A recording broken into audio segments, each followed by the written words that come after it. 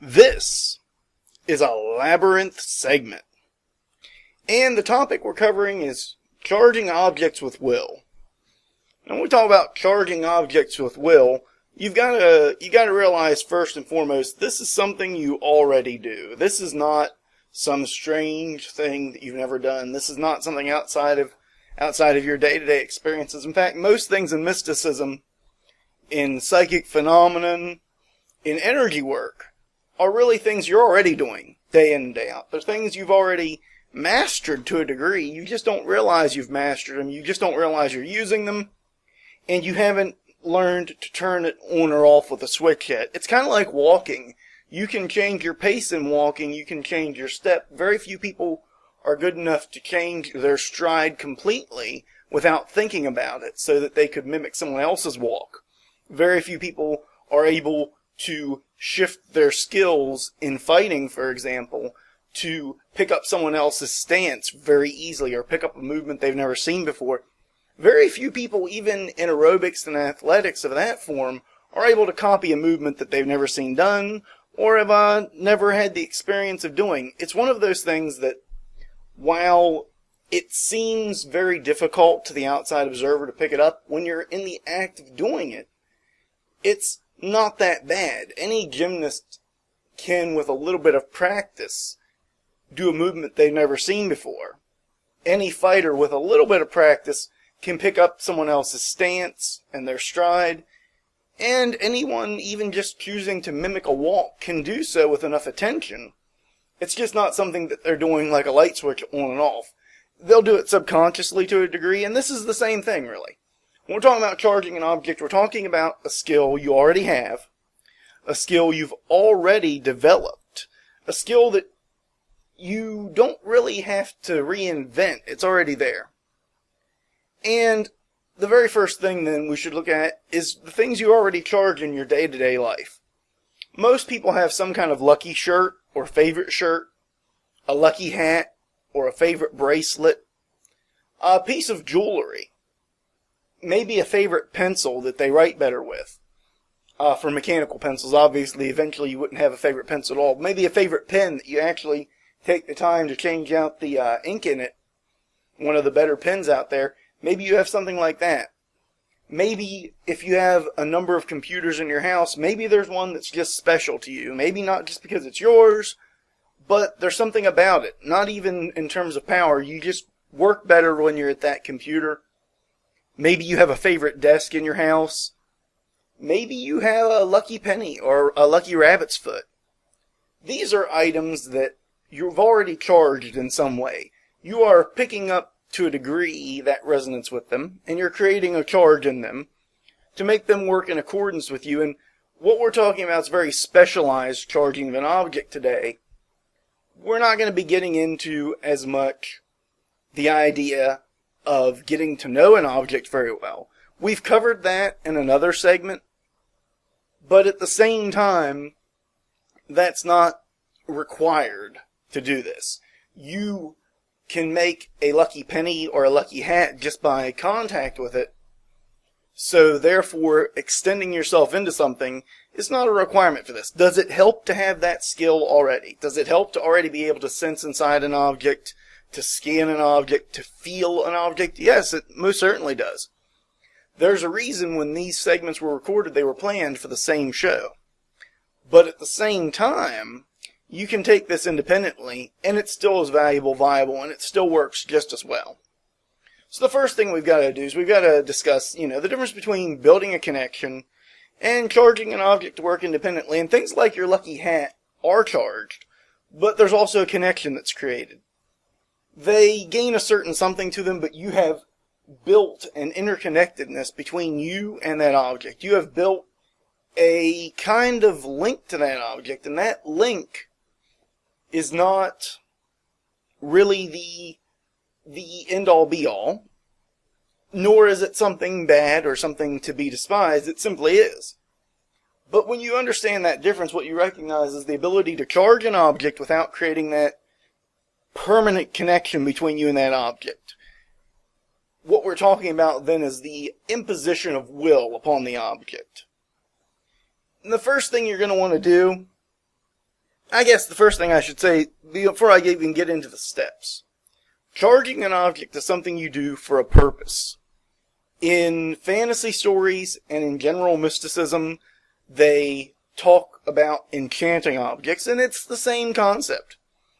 Charging an object has a much more scientific sounding term, a much more scientific sounding way of saying it, even though it's no more scientific. And it's no more or less effective than the idea of enchanting an object. What it is it allows the rational mind, by using this word, to kind of grasp on the term a little bit easier. With that in mind, the very first thing you gotta do is get into the groove. You gotta get your energy moving. A lot of my segments, when it comes to anything with direct energy work, start out with the phrase, take a deep breath. And it really is effective. But likewise, you could practice basic Qigong techniques, which is a form of martial arts inspired energy work. It's not really martial art. It's more like art that appears martial at that point. But it's a good energy work, and it has its applications in strengthening the body to fight. So, I'm not going to knock Qigong. I really highly appreciate and like the concepts and the aspects of power within Qigong. But that's a good method for getting energy moving.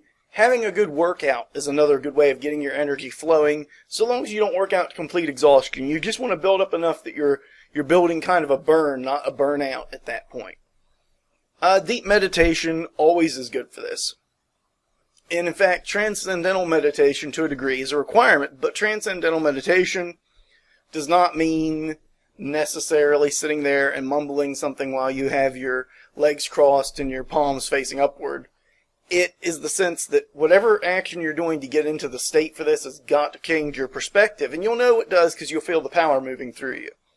If you feel that power moving through you, it may just be blinking 3 times in rapid succession is what triggers it. There are so many ways to do that. That's a show in and of itself. But if you're lost and having trouble getting the energy moving, the most basic and simplest is deep breathing, clear the mind, and then focus on energy just in the body. Once you can feel the energy in the body, visualize it as a bright white light. And from there, you can draw on that light with the rest of this. And moving energy in the body is a prerequisite also for charging objects with will. But it's not the only prerequisite. There are ways to do this without that. So I guess I shouldn't even call it a true prerequisite. It is far more efficient, far more effective to be able to move energy in the body to achieve these goals than it is to act upon this without being able to move energy in the body. It's far more efficient use of your power and resources to be able to shift that energy around in your physical body than it is to be stuck without the ability to do it. So, if you have the ability to move energy in your body, which you already do, it's just focus on a limb and feel the energy move to that limb. Feel the change in the hand, for instance. And the hands are a great place to focus energy into for this. It'll make it easier, but it's not necessary. It's not the end-all be-all. You're going to see methods to do that contradict this. While this is the better method, this is the more effective, it's not the only. I should say then, I guess, moving energy in the body is a prerequisite for very good charging of objects, for being really good at it. But it's not a prerequisite for doing it at all. If it was, you wouldn't have a lucky hat, or a lucky rabbit's foot, or anything like that. Even if you kind of charged your car to get better gas mileage through force of will, it would not require that you moved the energy in your body. It would be easier to do so with that. It's not required. So the first thing we've got to look at then is the natural alignment of energy over proximity. And what this means is, when anything is near something else, any object is near a person who's generating an energy field, and everyone is, the closer it is to that person over a period of time, the more effect they have on it. And that also deals with the natural alignment of energy over time, which is that the longer something has been exposed to energy, the more it takes on the traits of that energy in its own field of energy, in its own almost auric field. An auric field is that aura that you put out, that field of energy that comes off your body. All objects create a very similar field. A good way of thinking of this is kind of like magnets and metal. If you take a piece of metal and you put a magnet on it long enough, that metal can become magnetized. By the same token, the proximity, or rather intensity of the magnet can cause it to become magnetized also just through connecting. If you get a strong enough magnet and put it on a piece of metal, that metal can hold a residual charge, and if the magnetic field's strong enough, you can permanently magnetize a piece of metal. But that's a really, really powerful magnetic field, and that's the same concept. We're talking about really the same idea. You know, you can charge a piece of metal with a magnetic field. Well, you can charge an object with its own field of action, with its own field of bringing things or sending things away. Now, there's a big difference between charging something for general use, which is really a power amplifier, and charging it for a purpose. And since we're talking about charging objects with will today, we're going to be talking about, charging an object with purpose, with intent. We want this object to do something. We want it to act as a charm, to either bring something to us, send something away, to either protect us or move us in a direction. That's the kind of thing we're talking about. A general charging creates something which acts as a power source, a conduit, a giant battery, really. And it doesn't necessarily act as a battery in the sense that it's got to be recharged. It can be done in ways that give it perpetual charge, but it doesn't serve its own purpose. It may have picked up an imprint here and there and then amplify that imprint, but it's not acting as a charm only as a charm. It's acting more as a fuel tank. Maybe a limitless fuel tank, but a fuel tank. So, purposed charming, or charging, is the theme of the day. Our focus is going to be, how to purposefully charge something to a direct, definite outcome. Or a direct, indefinite outcome. But we'll get to that. And really, you got to realize that power plus thoughts and focus are the building blocks of charging an object.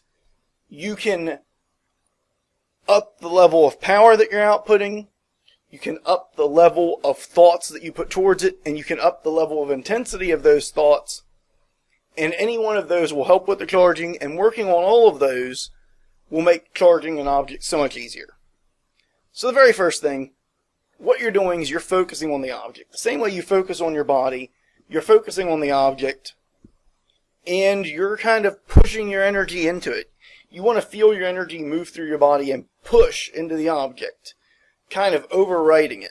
And I said before that there are ways to do this without going inside the object. This method is the most effective, but it's not the most efficient. It takes a lot of power and a lot of skill to just imprint through sheer force of will. So what we have then is the option of repetition to build an imprint. And what that is like every day, take 5 minutes out and kind of meditate on an object in your hand on what you want that object to be and do. And make sure you write down what it is you're going to do before you start, and every day rewrite that statement again. That'll help keep it clear in your mind. It'll help keep it clear in your focus that you're putting a charge into this object. In a simple meditation, you take and you relax, you breathe deeply, you let yourself feel your energy, and then from there, you feel the energy being moved inside the object. You purposefully focus on the object and focus on pouring power into it with an imprint, with an idea behind that power. So you've got to keep your mind in 3 places. You've got to keep your mind on the power. You've got to keep your mind on the object. And at the same time, you've got to keep your mind on the purpose of the power so that it acts as kind of a converter, so that this imprint isn't just a raw energy imprint.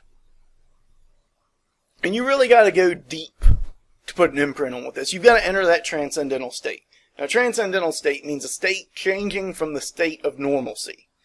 You want to enter a point where you've got this focus where the rest of the world disappears and it's you, this object, and what you're doing to it. You, this object, and the changes you're making to this object. It's just you and the object. There is nothing else that exists. With that in mind, what are you going to be charging this for? Why are you charging this object? Well, there are two methods you can really look at. That's the general charge. And when I say that in this respect, what I mean is you still have a goal for it. It's not a battery charge. It's not a power enhancer. But it's got a very vagueness to it. And these objects tend to work better because the laws of probability, the laws of the universe state that the easiest method is the one that's going to be brought to you. So if you charge in general for luck or happiness, you're going to have a greater effect on this object than if you charge it, say, for winning the lottery or having a better golf game. By the same token, the more impossible a task seems, the more difficult it is to charge an object for it. It is far easier to charge an object to help you find love or to bring love to you than it is to charge one to make one specific person fall in love with you. But that's the difference between a very specialized versus a more general charging. Now, a lot of you out there, you've heard about how to charge an object. To give you a good example, take a basic ring or locket that you know you're going to be able to wear or have on you. Something you can put on your keys even, so that whenever you're out and about, it's always with you. And take maybe 5 or 10 minutes every day. First, you clear your mind, clear your energy, feel it in your body, focus it into this object with a definite intent and purpose. But why would you charge an object? Now that we've established that it's not that difficult to do, something you probably already know how to do, you just didn't really think about the fact that you knew how. Well, why would you charge an object? Well, the first reason is because it's a very effective means of preparing something that can stay with you when your thoughts are on other things. Altering the world through a sheer force of will is difficult, but altering the things that are brought to you or that are sent away from you is much easier. Altering something in a moment when you're panicked or scared or uncertain is a very difficult thing to do, but altering something that's going to bring things to you to keep you from being scared, or that's going to bring things to you to make your life better, that's a little bit easier because at the moment you're doing it, you don't have all the distractions of the world around you. So it makes a very effective method in that you don't have to rely on how good you are at that moment.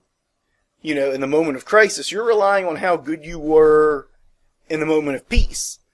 You're not relying on what you can do in a moment of crisis. You're relying on what you can prepare that object to do beforehand so that it will kick in as it's needed. And it's much easier, for me at least, to charge an object than it is to alter the flow of events. When events are happening and there's many possibilities, it's a lot harder to change something right then and there, to reach out into the universe and just flip the switch that decides what's going to happen next. It's much harder to do that than it is to already have something which is promoting that switch not need to be flipped. That you need not reach out and alter the possibilities and the probabilities of a timeline. So, the basics of charging an object. With all of this, repetition can work where other things can fail. And a good example of this would be to take a piece of paper and write down what you want to happen. Make 4 squares and write it down in each square real small until you fill up each square.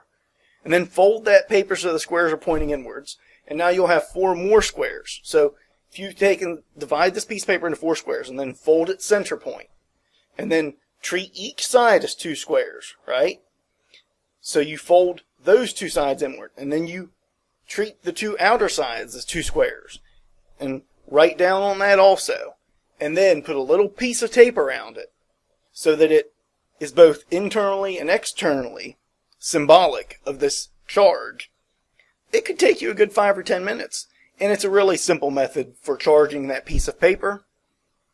It's a really simple charm, a really simple good luck tool, especially if what you're putting on it is good luck.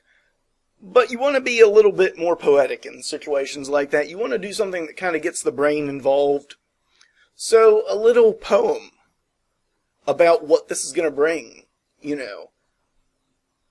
going to have some impact. It's going to have some benefit to it beyond just give me good luck. I'm not going to give you a poem for that right this moment. As I say in the Labyrinth, I can light a light for you, but I can't force you down a tunnel. And the reason I'm not going to give you a poem is because if I give you a poem, that's always going to be Chuck's poem that did this in this specific instance. If you're listening to this and you've never done this style of charging, a poem given to you by me would be the reverse of what you need. Right now what you would need is a poem you could write yourself and repeat it over and over again, as small as you can write in those little blocks. Fold that paper up, write it again, tape that paper over, and you've got a charm. Who can do this? Who can charge an object? Well, you can charge an object. Everyone can charge an object. Everyone already charges objects. You gotta have the right attitude. If you go into this with the attitude, oh, I can't do this and I'm just gonna fail anyway, it's gonna backfire. You're gonna charge an object to failure. But if you go into this with the belief, with the focus, with the intensity, and you put some time into it, okay? 15 minutes is not a lot to ask to charge an object. And really, that 15 minutes, more of that is spent building up power and getting yourself centered than actually putting energy into the object.